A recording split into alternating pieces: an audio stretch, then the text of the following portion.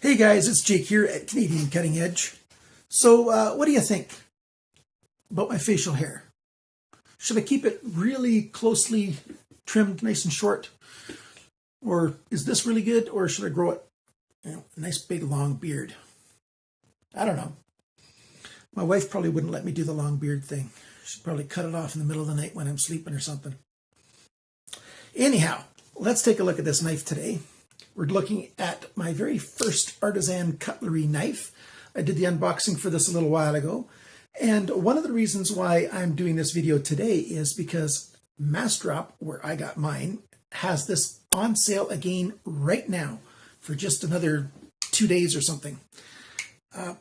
So if you want one of these, that's going to be one option to get it. Their price is a little bit better than anywhere else that I could find. Plus, if you've never been a Massdrop member, or if you want to register with a new email address, and you use my referral link, you will get $10 off your first purchase.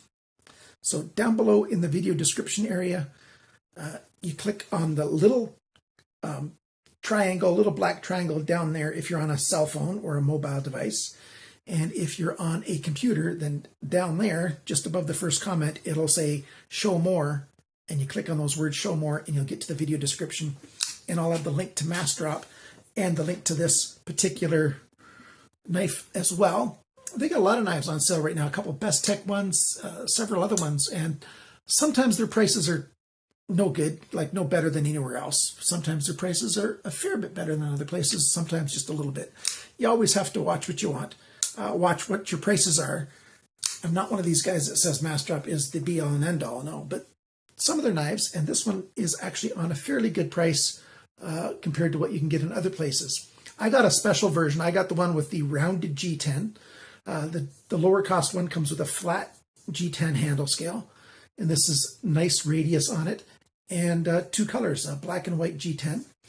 This has got a nice cleaver blade. It's called the Tomahawk, and it's a full-size knife, and we'll be taking a good close look at it on our review today, so stick around.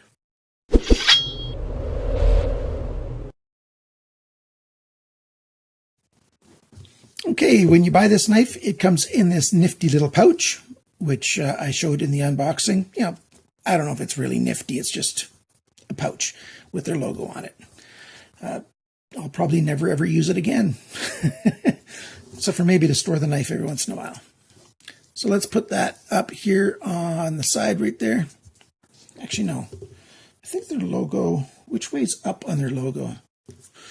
Can do it like this and figure it out. There we go. Their logo's up like that. So here we go. There's the cleaver. It's called the Tomahawk D2 steel. So Rockwell around 59, give or take a little bit. G10 handle scales. We've got a stone-washed blade finish, saber grind or high flat grind. It's technically called either a sheep's foot blade or a cleaver style blade. I'm going to call it like a cleaver style blade, what we have here. It's got a little swedge right here, which makes the tip of the blade look kind of cool. Well, not the tip's right here. The corner up there.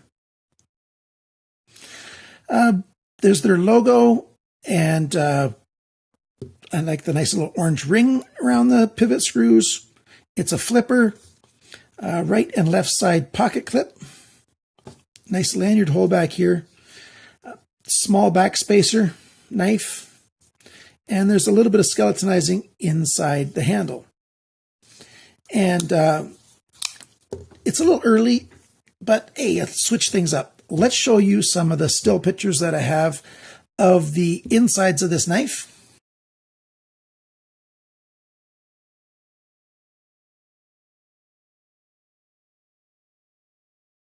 So there you go. You can see the skeletonizing there. You saw the bearings and you saw the way the pivot works and everything. So it's a nice knife in that regard. Lockup is solid. There's no blade play up and down, side to side. I'll give you a nice close-up shot of the lockup here. A little bit early, but not bad at all. You have, like I said before, you get the ceramic ball bearings. And, it's quite nice that way. Alignment when it's closed is very, very good. You can see that it's almost exactly on. It's a little hard to show sometimes when you're right close to the camera.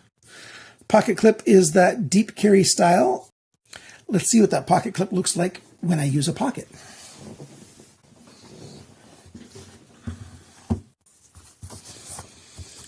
So there you go, sitting in the pocket.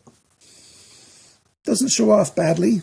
It's not a big grab your attention kind of knife in the pocket, so that's kind of good.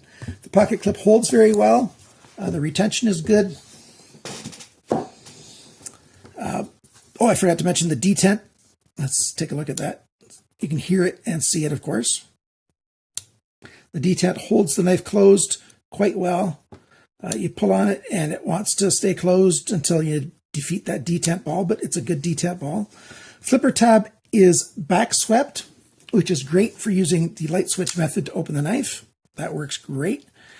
And you can also use the push down method because you're pushing down behind the center line of the pivot right there. So that works as well. It's not quite as much action on it. You've got a fairly heavy blade here with having this nice thick stock and this big chunk of steel, but it works quite well. The radius of this G10 is very good, very comfortable in hand. They've done a number of little things like giving you a spacer for the side that you don't use the pocket clip on. So that's kind of nice. I just wish they would have used some flush screws so that it wouldn't stick out. See here, the screws are inset so they don't, they don't stick out of the body. But yeah, it's not a big deal. That's a tiny little thing that's being very nitpicky. I've got a big collection of screws. I could find a different screw that I could put in there that wouldn't be that high anyways. And very little writing or anything on this knife, which I really like. Very tiny. It says China there because it's made in China. And then it says SER 1815P and then D2. And that's where it says China right there. And then on this side, it has their logo, and that's it. And this side, yeah, let's talk about it now. There are some people that are talking about this brand, and they are not buying anything from this brand because they believe that they've got a hidden Nazi symbol, or maybe not so hidden, on their knife. Obviously, their logo is not a Nazi symbol. I mean, not a swastika. It's not a fascist symbol at all. But some people are thinking this screw right here might be a swastika. Now, I have a close friend, somebody I like quite a bit, who, doesn't want anything to do with this brand because of that. But I'm just going to give you my personal opinion. I don't see it. I don't see a swastika here at all. Certainly not with the logo and not with this either. Let me show you a couple still pictures of what I see. To me, it just looks like there's basically a square in the center, and then there's 4 lines radiating out from it, straight lines. There's no 90-degree corner on any of the lines, such as is on a swastika. And I'm not going to overkill this. It's just, I don't see it in there. Let me show you some still pictures.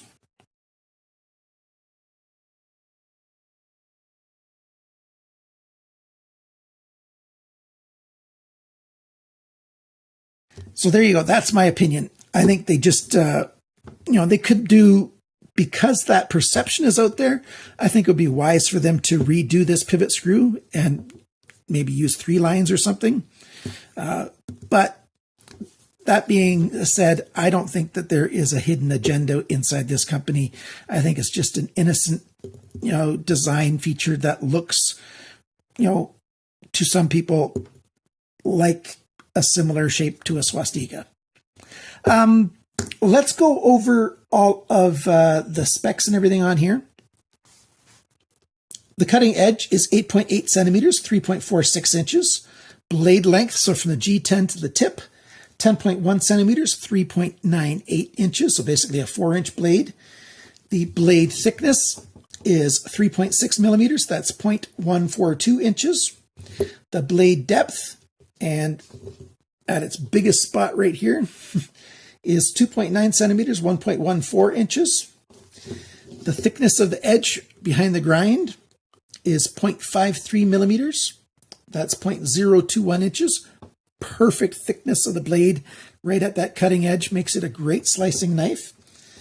The grind angle, so the angle of the final sharpened edge right there, and let me see if I get this right. There we go. On this side, so this is the side with the pocket clip and the screw here, is 22.2 degrees, and this side here was 16.3 degrees. Now, I'm not saying yours is going to be that angle. In fact, yours will be different, almost guaranteed, because these are hand sharpened, which is why there's such a big difference between these two. You know, basically 22 and 16, you know, that's what, 6 degrees difference. And the target for a knife like this is to be about 20 degrees per side. And that's one of the reasons why it's a good idea to become a good knife sharpener, so you can make those adjustments, especially knives that are under, I would say under $200. Chances are very high that your grind angle is going to be quite different from one side to the other. It's just human nature. If you're sharpening on a wheel this way, you turn it around, you don't have the same muscle memory with this side as you do with this side, you know, to hold the same angle, because it's a totally different grip. You're using your opposite hands, and you're going to get a different angle. It's just the way it is. It's pretty sharp, though. I'll show you that. This is the factory edge still, and I'll show you it cutting with that. The handle length, back to the specs, 12.7 centimeters, 5 inches. So 5 inches, 4 inches, not a bad ratio. The grip area on the inside here is 11.1 centimeters, 4.37 inches. So a big hand can fit on this knife. The handle thickness, not counting the pocket clip, is 1.5 centimeters, 0.59 inches. The handle depth, that's this way at its largest right here, 2.8 centimeters, 1.1 inches. And closed, the widest spot is right here, 4.3 centimeters, that's 1.7 inches. The total length of this knife open is 22.7 centimeters, 8.94 inches. So, yeah, 9-inch knife. Well, 5 and 4 equals 9, so 8.94 is 9, basically. The weight of this knife is 161 grams, which is 5.7 ounces. And some people are going to think that's too heavy. And maybe they could have, well, I'm convinced they could have made it lighter.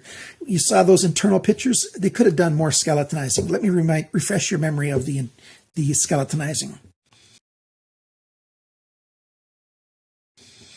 So they could have done that, but then the balance point would be changed. Right now, you know, the balance point is basically right where you like it to be. And if they made this lighter, then you'd have to bring your balance point, you'd have to bring your balance point further forward if they made it lighter. So a lot of people like that balance point right where that index finger wraps around the handle. So they made the balance point perfect. Price for this knife? Well, right now at Massdrop, and there are other prices that cost more, Massdrop has this for 2 different prices depending on what handle you get. If you get the lowest cost version, it's $59.99 US, or the higher cost version like this one is $69.99 US. That equals in Canadian between $77 or $90. In euros, it's between 52 and 61 euros. And in British pounds sterling, it's between 46 and 54 pounds. So yeah, it's not my low budget knife like a lot of my budget knives are. It's, you know, it's up there at the high end of the range that I tend to do on this channel. And I'll let you buy this one from me because I've learned in the process that while I think the knife is really cool and is well built, I really like those ceramic ball bearings, good action on it, that I'm not really a cleaver knife kind of guy unless the blade is down low and the handle is up higher, like on a real cleaver, so I could use this in a kitchen. Now, the reason I say that is, let's say this is a cutting board. The only way to cut on it with something is if the board is a certain thickness. This is about 1 inch right here, and if I cut when it's 1 inch, you know, my fingers are still hitting this table and rubbing my knuckles on something. So I need something even thicker than 1 inch to be able to, cut and not be knocking my fingers on the table. So you need something thick. Whereas if the cleaver edge is down lower and the handle up higher, you could work on a flat surface cutting stuff and not hit your knuckles on the table. So the way it is here, I'm not too fond of this design in terms of functionality, but it's really good execution, very good build quality. I like the two-tone G10 here. Don't mind the backspacer at all. And the pocket clip is great. Good steel. They did a good job with the D2. Looks good. Nice big stop pin here. Comfortable knife.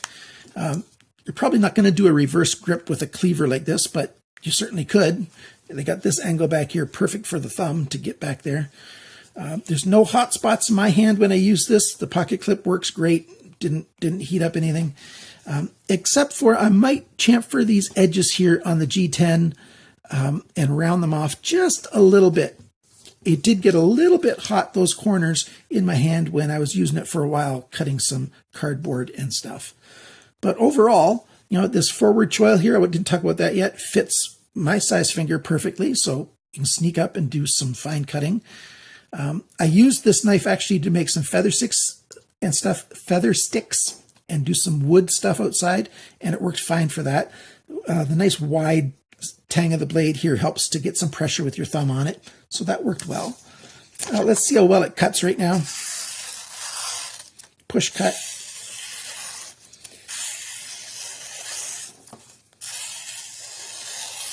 So it's cutting on one spot, pushing all the way through. Like I said, this is the factory edge. I have stropped it, but I haven't done any sharpening on it per se. Technically, stropping does take off a tiny bit of steel, but let's just say that all I did was strop it because that's all I did, and it still cuts quite well.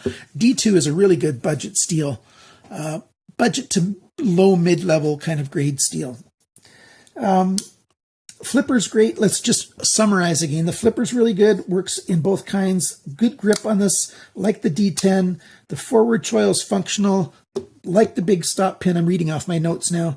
The spacer isn't too big. I like these smaller spacers if we're going to use a back spacer instead of open pillar. And I do like back spacer. It looks really sharp for my perspective. The lanyard hole is in a perfect spot, far enough back, good size, and it's a tube that works. The con basically is it's not as functional of a knife for the way I use knives than I would like. And I went over that already with, if you're cutting something like a cleaver, I can get the very tip of the blade down on the table and use that, but otherwise I'm knocking my knuckles on something, even if I use an inch thick cutting board. So I need like at least 1.5 inch or 2 inch thick cutting board to use this comfortably. For some people, this new cleaver style that's getting popular is just, too much of a hyped trend, but that's not the reason why I wouldn't buy to keep very many of these, but to review them, I'll certainly get some more of them. It's a bit trendy, this cleaver style. This knife might be a little bit pricey for some of you, because I know a lot of you guys are in a really tight budget, and sorry about that, but I do get requests for these knives to review these as well as the really low-end budget ones. And the thing is, the really low-price budget knives, there's not that many left that I haven't reviewed, and companies don't come out with them very quickly. So if you know of a knife that I've not reviewed that is a low-priced knife, especially if it's under $35 US, $35 US or less, if it's in that range, check my channel, do a search for it, and if I've not reviewed it, then email me at canadiancuttingedge@gmail.com, and I'll see if I can get that knife and review it. So thanks for watching my little video on the Artisan Cutlery's Tomahawk, and I will probably be getting other Artisan Cutlery knives. They do good workmanship at a fair price. That's my summary statement for it. So thanks for watching my video. Thanks for liking, sharing, commenting, and subscribing. Please look down below to read the description area. And when you got your knife in your hand, remember, cut towards your chum, not your thumb.